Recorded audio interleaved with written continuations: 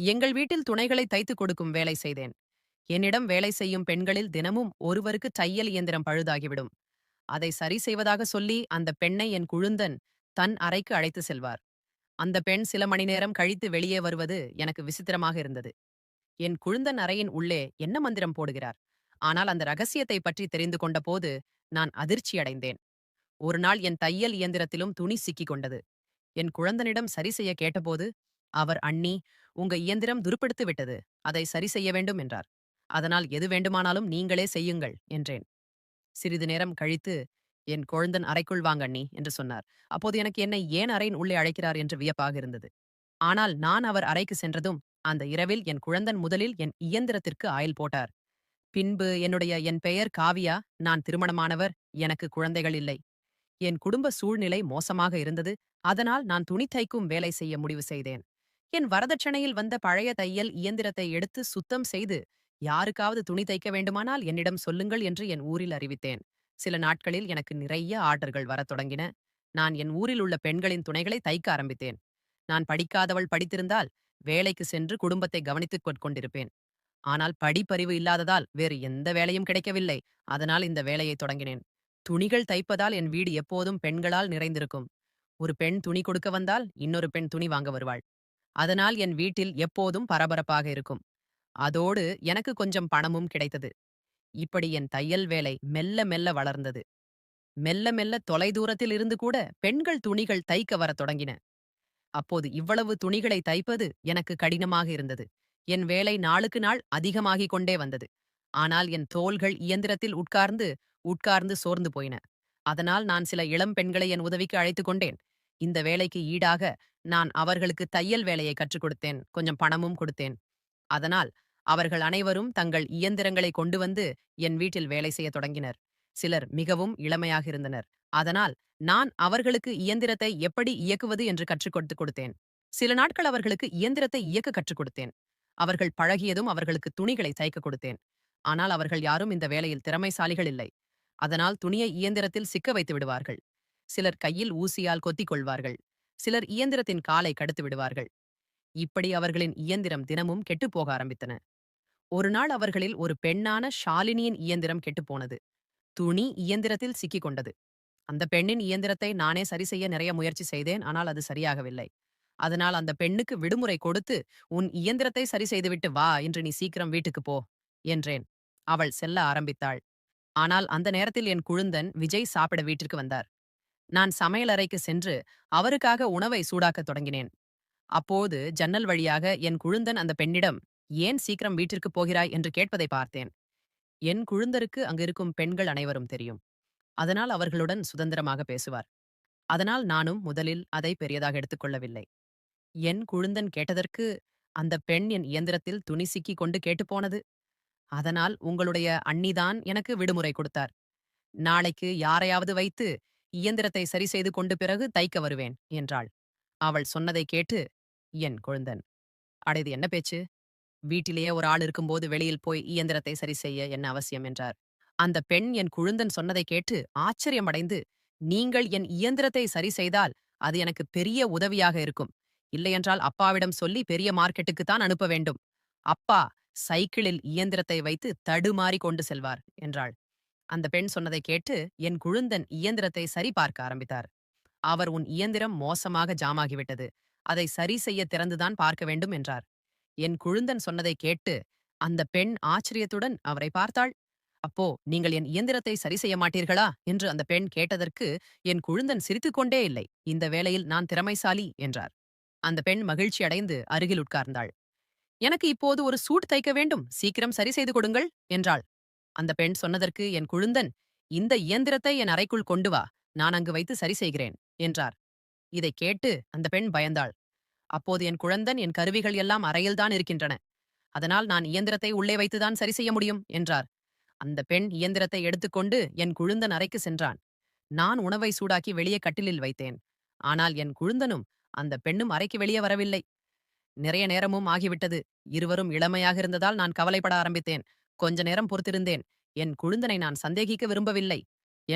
நான் உள்ளே போனால் என் குழுந்தன் என்னோட சண்டை போடுவார். ஆனால் இப்பொழுது நிறைய நேரம் கடந்துவிட்டது. கடைசியில் சோர்வடைந்து நான் என் குழுந்தனின் அறையை நோக்கிச் சென்றேன்.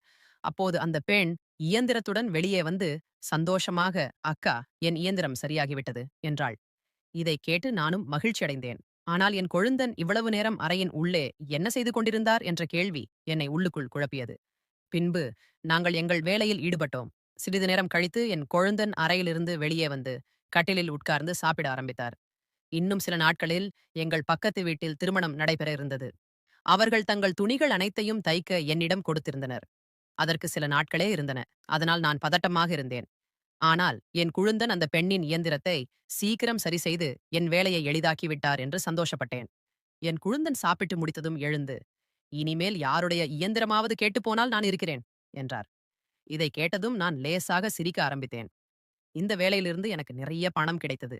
அதனால நான் மிகவும் மகிழ்ச்சியாக இருந்தேன். எனக்கு திருமணமாகி 3 வருடங்களாகிவிட்டன. என் குடும்ப சூழ்நிலை நன்றாக இல்லை. அதனால் என் கணவர் திருமணமான உடனேயே பணம் சம்பாதிக்க வெளிநாடு சென்று விட்டார்.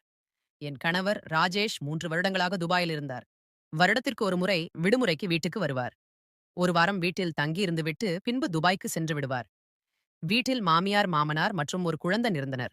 மாமனார், மாமியார் இருவரும் நோய்வாய்ப்பட்டவர்கள் மற்றும் வயதானவர்கள் நாள் முழுவதும் தங்கள் அறையில் படுத்திருப்பார்கள்.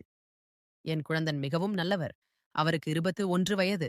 ஆனால் அவர் இளமையாக இருந்தபோதிலும் தனக்கென ஒரு கடையை திறந்து அங்கு இயந்திரங்களை சரி செய்யும் வேலை செய்து வந்தார். நான் அவரிடம், "நீங்கள் இன்னும் சிறியவர்தான், கடையை விட்டுவிட்டு படியுங்கள்" என்று கூறுவேன். ஆனால் அவர், "அண்ணி, நம் குடும்பம் நடக்க வேண்டாமா? எத்தனை நாளைக்கு எல்லா சுமையும் அண்ணன் மேல் போட முடியும்? அண்ணன் பாவம் வெளிநாட்டில் வேலை செய்கிறார். வீடு வாடகைக்கு இருக்கிறது. அம்மா, அப்பா நோய்வாய்ப்பட்டிருக்கிறார்கள். அதனால நான் வேலை செய்ய வேண்டும்" என்பார். இப்படி என் குழந்தன் நாள் முழுவதும் கடையில் இருப்பார். ஆனால் அவ்வப்போது வீட்டிற்கும் வருவார். என் குழந்தன் வீட்டிற்கு வந்தால் சில வேலைகளை செய்வார். என்னிடம் வரும் பெண்களின் இயந்திரங்கள் அடிக்கடி கெட்டுப்போயின. நான் என் குழந்தாரிடம் கேட்டால் அவர் உடனே சரி செய்து விடுவார். ஒரு நாள் நான் துணிகளை தைத்துக் கொண்டிருந்தேன். அப்போது மீண்டும் அதே பெண் ஷாலினியின் இயந்திரம் கெட்டுப்போனது. எனக்கு கோபம் வந்தது. நான் அவளை திட்டினேன். "இவ்வளவு பெரியவள் ஆகிவிட்டாய். இத்தனை நாட்களாக நான் உனக்கு தையல் கற்றுக் கொடுக்கிறேன். ஆனால் இன்னும் உனக்கு தையல் போட வரவில்லையா" என்றேன். நான் கோபப்பட்டதால் அவள் அழ ஆரம்பித்தாள். "நானும் உன் இயந்திரத்தை எடுத்துக்கொண்டு வீட்டுக்கு போ" என்றேன். ஆனால் அதே நேரத்தில் என் குழந்தன் வீட்டுக்கு வந்தார். அந்த பெண் அழுவதை பார்த்து, "அண்ணி, இவள் ஏன் அழுகிறாள்?" என்றார்.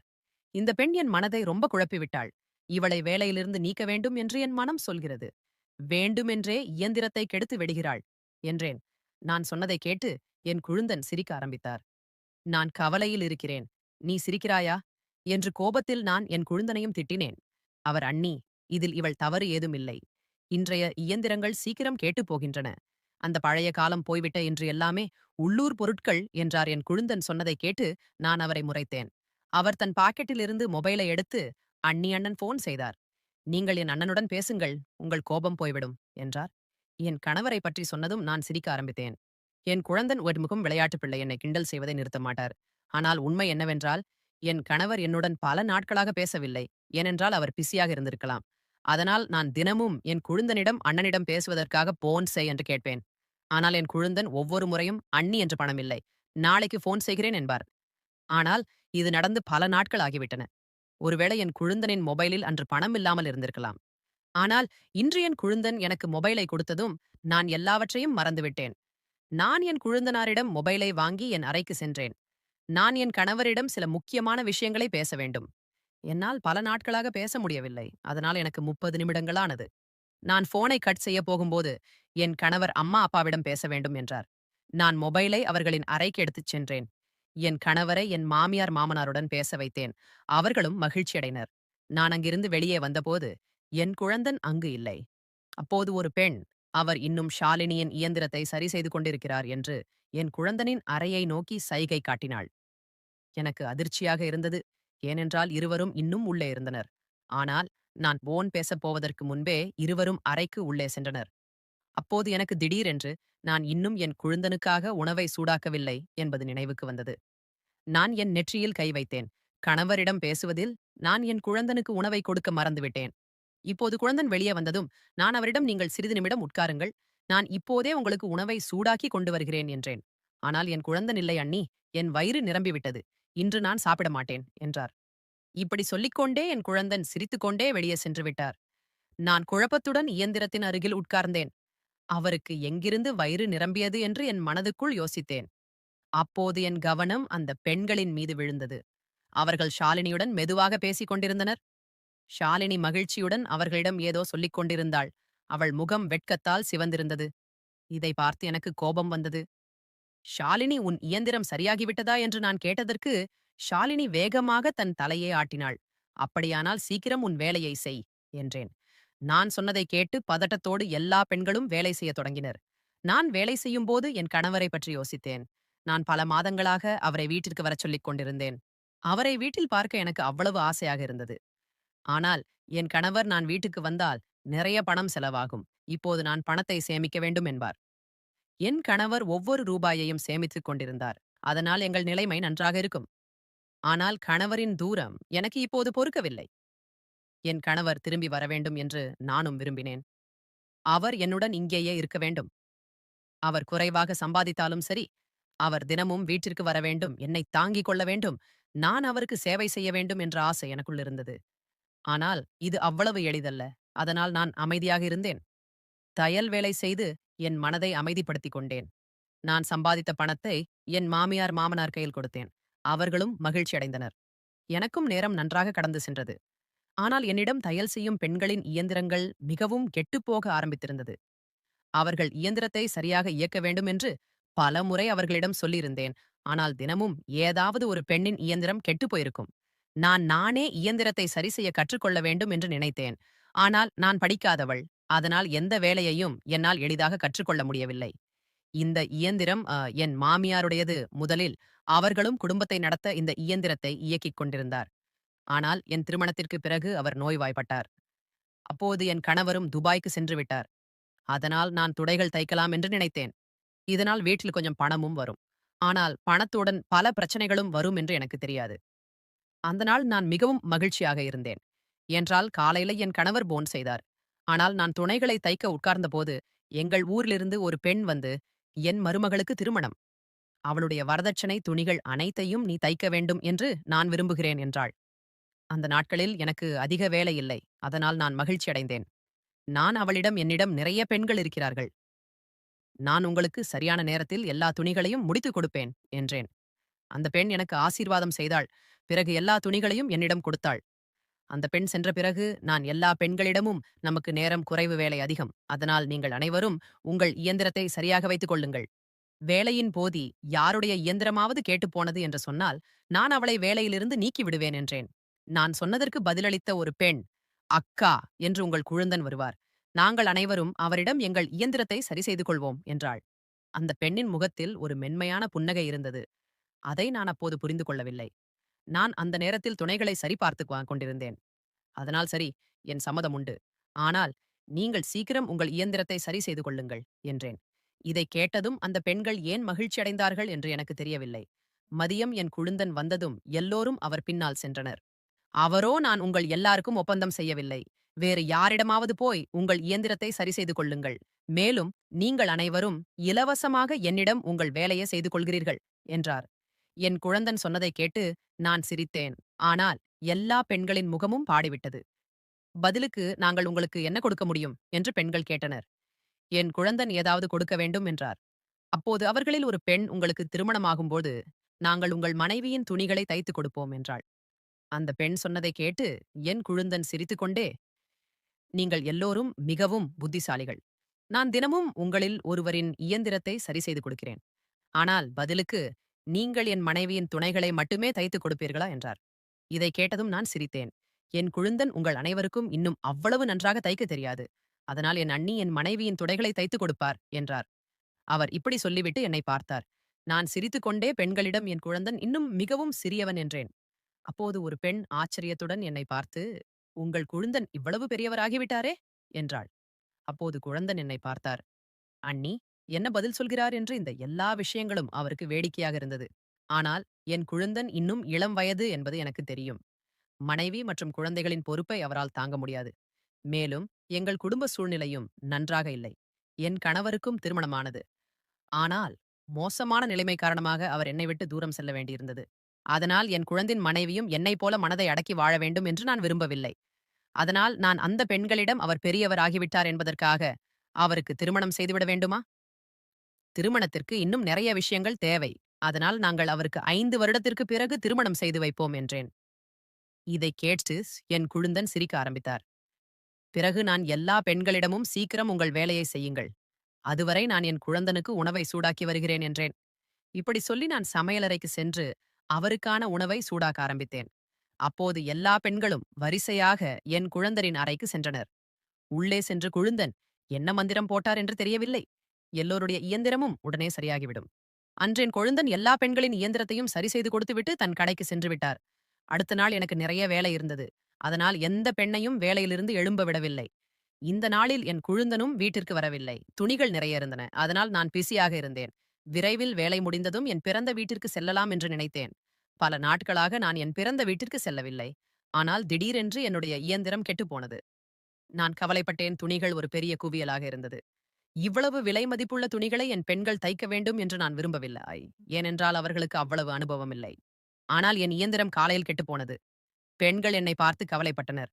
அக்கா, ஏன் இவ்வளவு கவலைப்படுகிறீர்கள்? அதான் உங்கள் குழுந்தன் இருக்கிறாரே, அவர் உங்கள் இயந்திரத்தை சரி செய்து கொடுப்பார் என்றனர். இவ்வாறு சொல்லிக்கொண்டே அந்த பெண்கள் தங்களுக்குள் பேச ஆரம்பித்தனர். அதை எனக்கு புரியவில்லை. நான் பல நாட்களாக பார்த்துக் கொண்டிருந்தேன். என் குழந்தன் நாள் முழுவதும் வீட்டில் இருக்க மாட்டார். ஆனால் அவர் மதிய உணவிற்கு வீட்டிற்கு வந்ததும் பெண்களுக்குள் ஒரு புத்துணர்ச்சி வந்துவிடும். எல்லோரும் வேலைகளை விட்டுவிட்டு ஏதேனும் சாக்கு சொல்லி அவர் அறைக்கு செல்வார்கள். இதற்கு முன் எனக்கு வேலை அதிகம் இருந்தது. அதனால் நான் இதை அதிகமாக கவனிக்கவில்லை. ஆனால் என் குழந்தன் அந்த பெண்களின் இயந்திரத்தை சரி செய்து கொடுத்ததிலிருந்து இந்த பெண்களுக்கும் வேலை முடிந்த பெண்ணும் கூட என் வீட்டிற்கு வருவார்கள். ஏதேனும் சாப்பிட கொண்டு வந்து கொடுப்பார்கள். முதலில் நான் இது எனக்காக என்று நினைத்தேன். ஆனால் இப்போதுதான் எனக்கு புரிந்தது. அவர்கள் எல்லாமே என் குழந்தைனுக்காக கொண்டு வந்தார்கள். அதனால் நான் அந்த பெண்களை திட்டினேன். என் இயந்திரம் கெட்டுப்போனது. ஆனால் நீங்கள் ஏன் வேலையை நிறுத்திவிட்டீர்கள் என்றேன். நான் சொன்னதை கேட்டு எல்லா பெண்களும் தங்கள் வேலையை தொடங்கினர். நான் என் குழுந்தன் வீட்டிற்கு வரும் வரை காத்திருந்தேன். ஆனால் அவர் மதியம்தான் வீட்டிற்கு வருவார். அதுவரை நான் பொறுமையாக காத்திருக்க வேண்டும். என்னிடம் மொபைல் இல்லை. நான் அந்த நேரத்துல சும்மா உட்கார்ந்திருந்தேன். நான் சமையலறைக்கு சென்று காய்கறிகளை எடுத்து அந்த பெண்களிடம் உட்கார்ந்து அதை வெட்ட ஆரம்பித்தேன். அப்போது நான் ஷாலினி ஒரு பெண்ணின் காதில் ஆஹா அக்காவுக்கு பதில் என்று என் இயந்திரம் கேட்டு போயிருக்கலாம் என்று சொல்ல கேட்டேன். அவள் குரலை கேட்டு இன்னொரு பெண் என்னிடமிருந்து மறைந்து கொண்டு சிரித்தாள். நான் குழப்பத்துடன் ஷாலினியின் முகத்தை பார்த்தேன். அதில் ஒரு விசித்திரமான ஆசை இருந்தது. அப்போதுதான் எனக்கு நினைவுக்கு வந்தது. முதலில் ஷாலினியின் இயந்திரம்தான் கேட்டுப் போனது. என் குழுந்தன் ஏன் அவள் இயந்திரத்தை தன்னறையில் சரி செய்தார்? இந்த விஷயம் இப்போது எனக்கு அதிர்ச்சியையும் கவலையையும் கொடுத்தது. மதியம் என் குழந்தன் வீட்டிற்கு வந்தார். நான் ஆவலுடன் அவருக்காக காத்திருந்தேன். அதனால் என் குழுந்தன் வீட்டிற்குள் நுழைந்ததும், இன்று உங்கள் அண்ணியின் இயந்திரம் கெட்டுப்போனது. சீக்கிரம் அதை சரி செய்யுங்கள் என்றேன். நான் என் இயந்திரம் வைத்திருந்த இடத்தை நோக்கி சைகை காட்டினேன். என் குழந்தன் ஒரு முறை என்னை பார்த்துவிட்ட பிறகு என் இயந்திரத்தை நோக்கி சென்றார். நான் அவரிடம் முதலில் என் இயந்திரம் நன்றாக இருந்தது. ஆனால் இன்று காலையில் கேட்டுப்போனது. என் இயந்திரத்தில் துணி சிக்கிக் கொள்கிறது என்றேன்.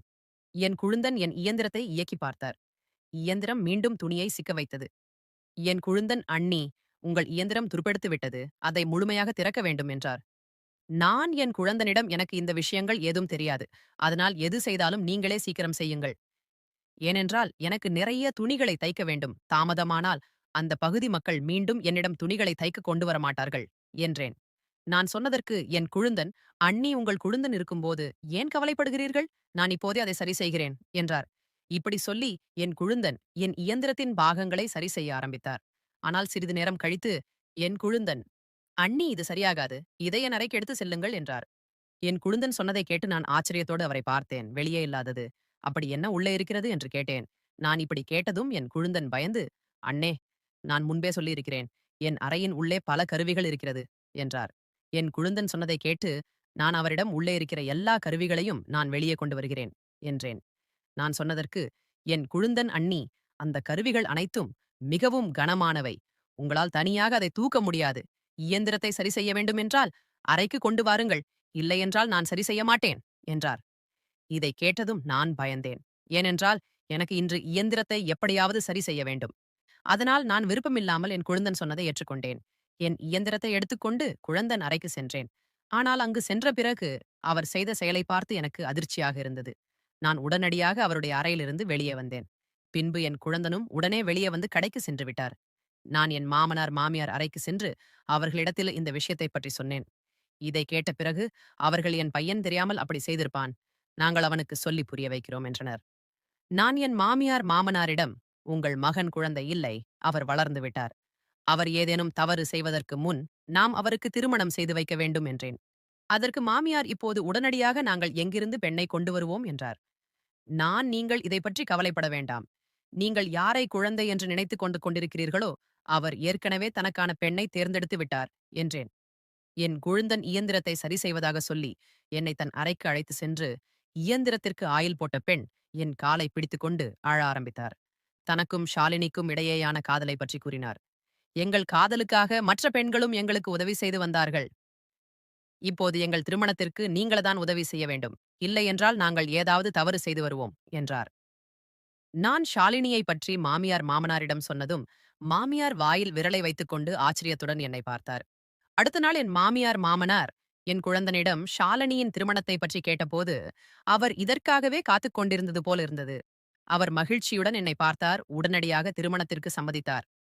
சில நாட்களுக்கு பிறகு என் குழந்தரின் உறவை பற்றி பேச ஷாலினியின் வீட்டிற்கு சென்றேன். அவள் வீட்டினரும் மறுப்பு தெரிவிக்கவில்லை. அதனால் 6 மாதத்திற்குள் என் குழந்தனுக்கு திருமணமும் நடந்தது. இந்த சம்பவம் எனக்கு இதைத்தான் கற்றுக் கொடுத்தது.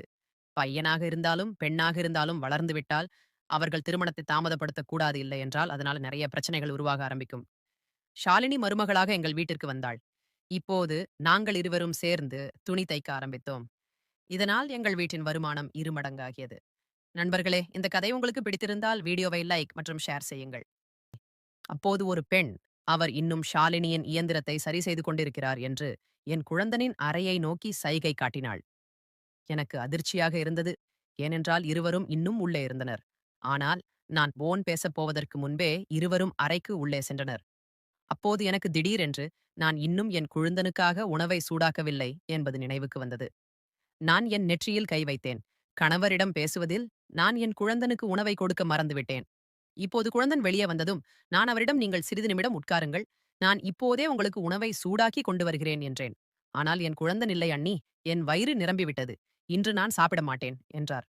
இப்படி சொல்லிக்கொண்டே என் குழந்தன் சிரித்துக்கொண்டே வெளியே சென்று விட்டார். நான் குழப்பத்துடன் இயந்திரத்தின் அருகில் உட்கார்ந்தேன். அவருக்கு எங்கிருந்து வயிறு நிரம்பியது என்று என் மனதுக்குள் யோசித்தேன். அப்போது என் கவனம் அந்த பெண்களின் மீது விழுந்தது. அவர்கள் ஷாலினியுடன் மெதுவாக பேசிக் கொண்டிருந்தனர். ஷாலினி மகிழ்ச்சியுடன்